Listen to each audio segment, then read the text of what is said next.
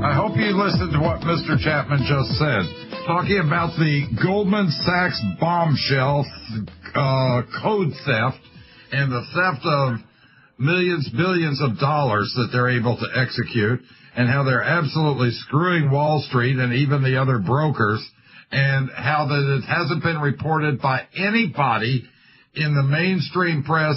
And also, bear in mind, he checked with two other newsletter writers to see their take on it. That's doing due diligence.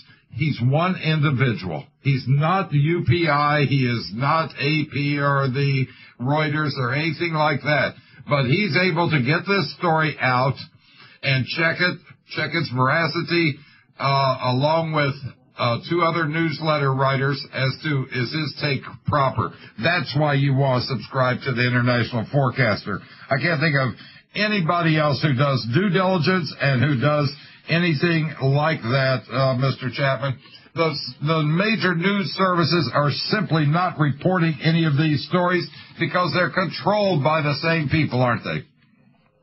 That's correct. And, we've been able to uncover other scams in the past. This past year, we came upon one that wasn't on Wall Street, that was in the realm of Forex trading, and I likened it to a Ponzi scheme. And here, now, about a year later, finally, the funds are frozen in the company, and it looks like either the people were defrauded or the money was stolen. I don't know which, but it'll end up in court. But the point is, I've been around this business of money for 50 years, and, I can get taken too, and I am not totally invulnerable. But I'll tell you, I got a nose for this stuff. And I know a bad deal when I see one. And I've uncovered lots of them in the past, and my subscribers have profited by it because they don't get involved. You bet you get them out at the right time. Not only put them in, but you get them out at the right time. You've been well ahead, and you named what was happening fully a year ahead of everybody else. Now, the Fed, the total control of all financial firms and hedge funds and private equity, they're putting all that into the hands of the Federal Reserve. And worldwide, Russia especially is looking at a financial stability board. Financial stability board is a relatively, to me, scary term because we're talking about a worldwide system. Fed wraps up in the U.S. the same being done in Europe and worldwide, so it can be harmonized. You see words like harmonized, international structure called the Financial Stability Board. That's the end of the U.S. as a free economic system if that comes in, isn't it? You're absolutely correct. It's the end of American sovereignty because this Financial Stability Board, they will make the rules for everybody, and they'll be in Brussels or someplace like that, and they will dictate to every country how things are going to go financially, whether it's insurance, stocks, bonds, mutual funds, hedge funds, private equity groups, central banking. I mean, it's just like a one-stop super money powerhouse. And it's the last thing that Americans or anybody else wants, because it's going to take all of the decision-making out, right out of your hands. Who's going to run this board? Who's going to run it, Mr. Chapman?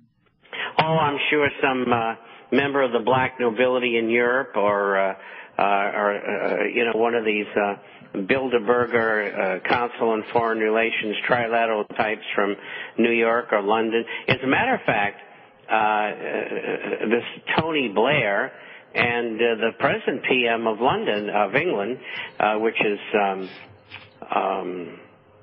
the name escapes me at the moment, but he wants the job as well, and he was the guy that sold off all of England's, half of England's gold, and then he leased the remainder of it, and they lost about, if all the leasing went through, they lost about $14 billion. And the taxpayers, the citizens of England, and Gordon Brown's his name. And so these are the kind of people they'll have running this thing. And, of course, it'll be run from behind the scenes by bureaucrats. But this is where they're headed with this thing, and of course, what will follow on will be a world currency. And that brings something else up. You know, when the international forecaster, about 2 months ago, we told people that it would probably be an event happen in the United States by the end of October, and it could cause a short bank holiday. Short in the sense that it's not going to be devastating enough to shut down financial institutions on a longer-term basis. But it's a trial run. And I think that there's going to be a drop in the value of the dollar versus gold and other currencies. And I think it's already begun on the USDX, which is an index of 6 other currencies versus the dollar. It recently was 85.9. It's now around 79.5. And I think it's going back to 71.18. And it was about a year and a quarter ago that other countries did not want to accept the dollar because it was at 71.18. So I think the pressure is going to come from the fall in the dollar between now and the end of October. And one of the things that bears this out to me, and you can't ask me how I know this because I can't give up my sources, but I know that at least 6 U.S.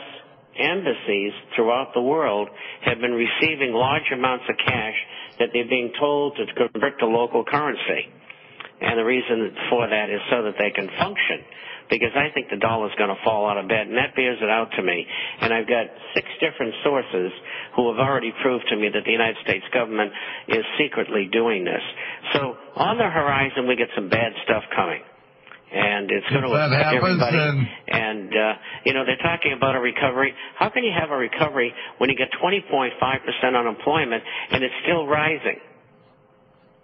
Well, if that happens, the dollar crash, then we're going to see inflation like never before. Now, one of the things that I wanted to bring up and that you have in the International Forecaster is Obama's number 1 campaign contributor was Goldman Sachs, that individuals from Goldman and Goldman Sachs, $981,000 to the Obama campaign.